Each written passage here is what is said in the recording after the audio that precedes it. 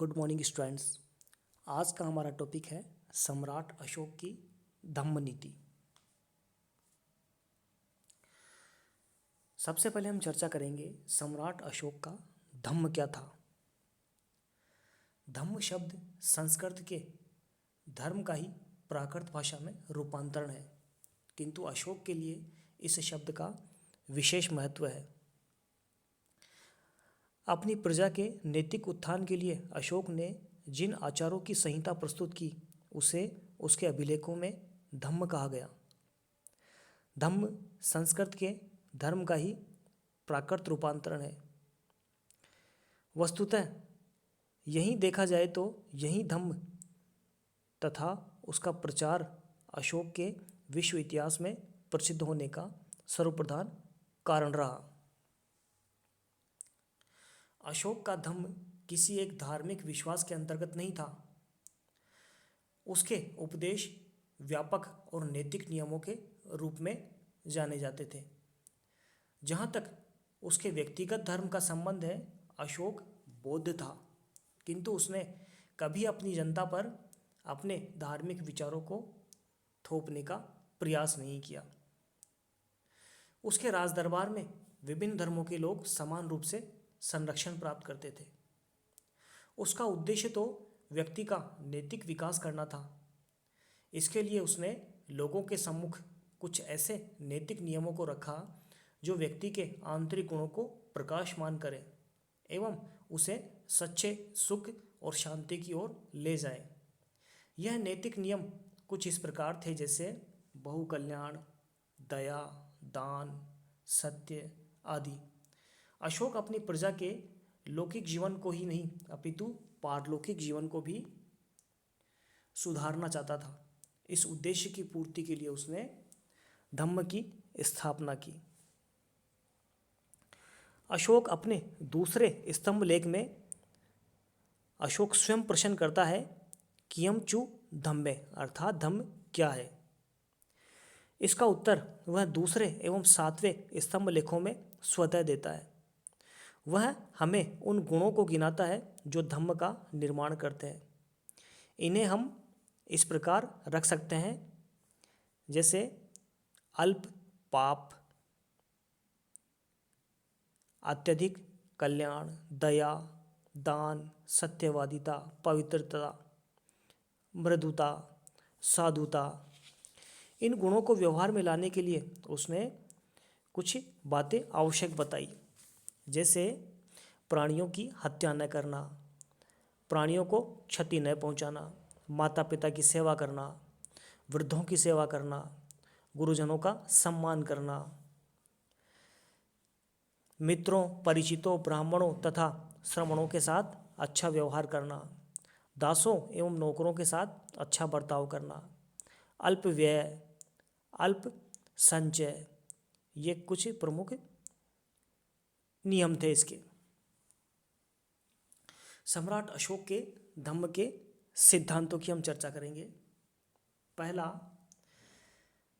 प्रजा द्वारा पालन करने के लिए सम्राट अशोक द्वारा 10 नियम बताए गए। इन 10 नियमों को कार्य रूप में परिणित करने के लिए उसने अपनी प्रजा को इसके पालन पर जोर दिया, जैसे पशुवध का त्याग, अहिंसा, माता पिता एवं गुरुजनों की सेवा करना, अपने से छोटे तथा श्रमिकों के प्रति दया भाव रखना आदि। दूसरा, धम्म के निषेधात्मक रूप के अंतर्गत अशोक ने कुछ दुर्गुणों से बचने का उपदेश दिया, जैसे क्रोध, अभिमान, ईर्ष्या आदि। अशोक ने अपने धम्म के अंतर्गत आत्मनिरीक्षण पर बल दिया। सम्राट अशोक आत्मनिरीक्षण पर काफी बल देते थे।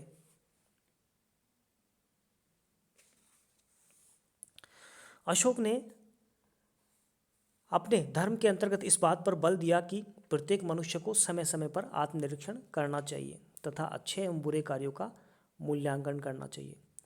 अशोक ने एक अभिलेख में उच्च नैतिक जीवन के लिए आत्मनिरीक्षण पर बल दिया।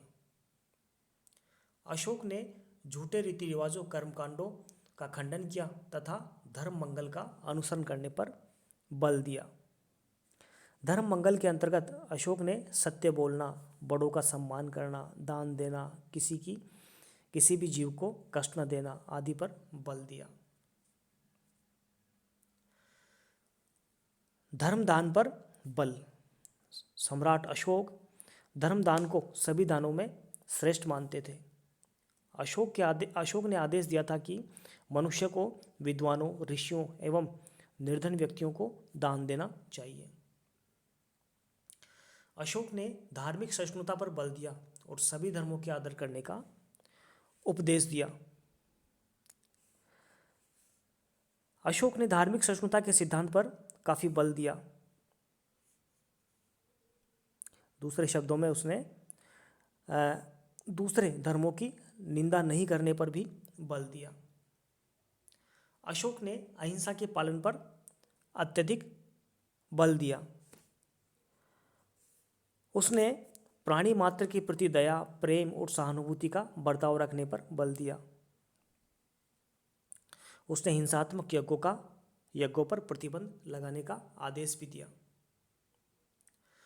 अशोक ने धर्म विजय का पालन करने पर बल दिया। धर्म विजय दया, परोपकार, त्याग आदि से ही प्राप्त होती है। सम्राट अशोक ने धर्म को एक सामाजिक उत्तरदायित्व भी बताया।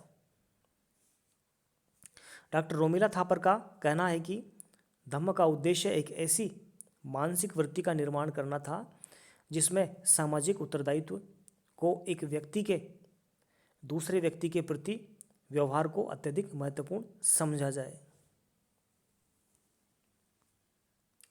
इस प्रकार सम्राट अशोक ने धम्म के सिद्धांत की विशेषताएं बताई। इसके बाद है सम्राट अशोक के द्वारा धम्म प्रचार के अपनाए गए उपाय। सम्राट अशोक ने अपने धम्म के प्रचार प्रसार के लिए धर्म यात्राएं प्रारंभ की। वह अपने अभिषेक के 10वें वर्ष बोध गया की यात्रा पर गया। यह उसकी पहली यात्रा थी। इससे पूर्व वह अन्य राजाओं की भांति विहार यात्राओं पर जाया करते थे। इस प्रकार की यात्राओं में मृग्या तथा दूसरे इसी प्रकार के आमोद प्रमोद हुआ करते थे। परंतु कलिंग युद्ध के पश्चात उसने विहार यात्राएं बंद कर दी तथा धर्म यात्राएं प्रारंभ की। इन यात्राओं में वह ब्राह्मणों और श्रमणों का दर्शन, दान, वृद्धों का दर्शन, धन से उनके पोषण की व्यवस्था, जनपद के लोगों का दर्शन, धर्म का आदेश और धर्म के संबंध में उसने उनसे प्रश्न आदि किया करता था।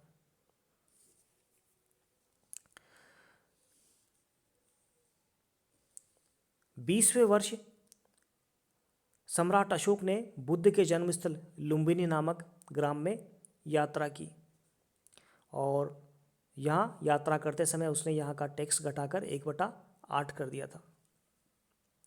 दूसरा, राजकीय पदाधिकारियों की नियुक्ति। सम्राट अशोक ने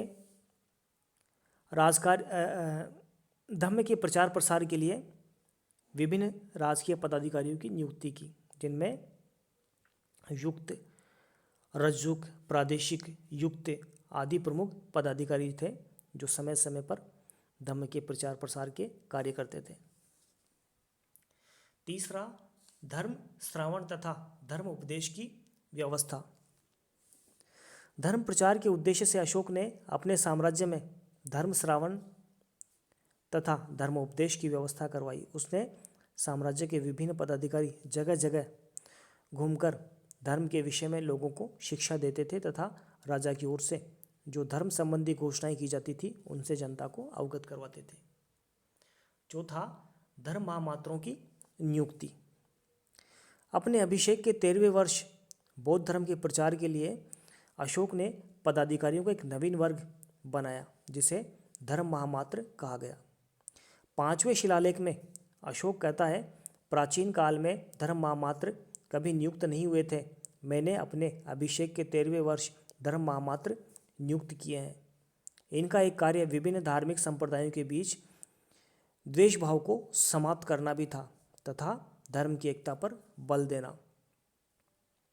उनका प्रमुख कर्तव्य धर्म की रक्षा, धर्म की वृद्धि करना आदि प्रमुख कार्य थे। पांचवा, दिव्य रूपों का प्रदर्शन। अशोक पारलौकिक जीवन में आस्था रखता था। उसने धर्म को लोकप्रिय बनाने के उद्देश्य से जनता के बीच उन स्वर्गीय सुखों का प्रदर्शन करवाया जो मनुष्य को देवत्व प्राप्त करने पर स्वर्गलोक में मिलते हैं। इनमें विमान, हस्ती, अग्निस्कंद आदि दिव्य रूपों का प्रदर्शन किया गया। ये प्रदर्शन आजकल भारत के विभिन्न भागों में दशहरा एवं अन्य धार्मिक उत्सवों के अवसर पर निकाली जाने वाली चौकियों के समान प्रतीत होते हैं। इसके पीछे यह भावना थी कि मनुष्य यदि धर्मानुसरण करेगा तो वह देवत्व को प्राप्त कर स्वर्गलोक में निवास करेगा। लोक परोपकारी कार्य। अपने धर्म को लोकप्रिय बनाने के लिए अशोक ने मानव तथा पशु जाति के कल्याणार्थ अनेक कार्य किए। सर्वप्रथम उसने पशु पक्षियों की हत्या पर रोक लगा दी। इसके पश्चात उसने अपने राज्य तथा विदेशी राज्यों में भी मनुष्यों तथा पशुओं के चिकित्सा की अलग अलग व्यवस्था करवाई। जो औषधियाँ प्राप्त नहीं थी उन्हें बाहर से लाकर विभिन्न स्थानों में आरोपित किया गया। अगला, धर्म लिपियाँ खुदवाना। धर्म के प्रचार के लिए अशोक ने विभिन्न शिलाओं तथा स्तंभों के ऊपर उसके सिद्धांतों को उत्कीर्ण करवाया। ये लेख उसके विशाल साम्राज्य के प्रत्येक कोने में फैले हुए थे। इनके दो उद्देश्य थे। पाषाणों पर खुदे होने से ये लेख चिरस्थायी होंगे तथा उसके परवर्ती पुत्र पौत्र आदि प्रजा के भौतिक तथा नैतिक लाभ के लिए उनका अनुसरण करते रहेंगे। इन लेखों में धर्म के उपदेश एवं शिक्षाएं लिखी होती थी। विदेशों में धर्म प्रचारकों को भेजना। अशोक ने बौद्ध धर्म के प्रचारार्थ विदेशों में भी प्रचारक भेजे। दूसरे तथा 13वें शिलालेख में वह उन देशों के नाम गिनाता है जहां उसने अपने दूत भेजे। इनमें दक्षिणी सीमा पर स्थित राज्य चोल, पांड्य, सत्यपुत्र, केरलपुत्र एवं ताम्रपर्णी बताए गए। 13वें शिलालेख में 5 यवन राजाओं के नाम मिलते हैं जिनके राज्यों में उसने धर्म प्रचारक भेजे। एंटियोक सीरियाई नरेश, तुर्मै मिस्री नरेश, अंतिकीन मैसिडोनियन राजा, मग एपीरस तथा अलेक्सुंदर सिरीन। अंतियोक सीरिया का राजा एंटियोक द्वितीय थियोस तथा तुर्मै मिस्र का शासक टोलेमी द्वितीय फ्लाडेस्पस था। इस प्रकार सम्राट अशोक ने विभिन्न क्षेत्रों में अपने धर्म प्रचारक भेजे। सम्राट अशोक के धम्म की बौद्ध धर्म से भिन्नता। अशोक के धम्म को बौद्ध धर्म नहीं माना जा सकता क्योंकि बौद्ध धर्म के 4 आर्य सत्य, अष्टांगिक मार्ग, मध्यम मार्ग आदि पर विशेष बल दिया गया है, परंतु अशोक के धम्म में इन सिद्धांतों का कोई समावेश नहीं था। अधिकांश विद्वानों के अनुसार अशोक का धम्म उपासक बौद्ध धर्म था।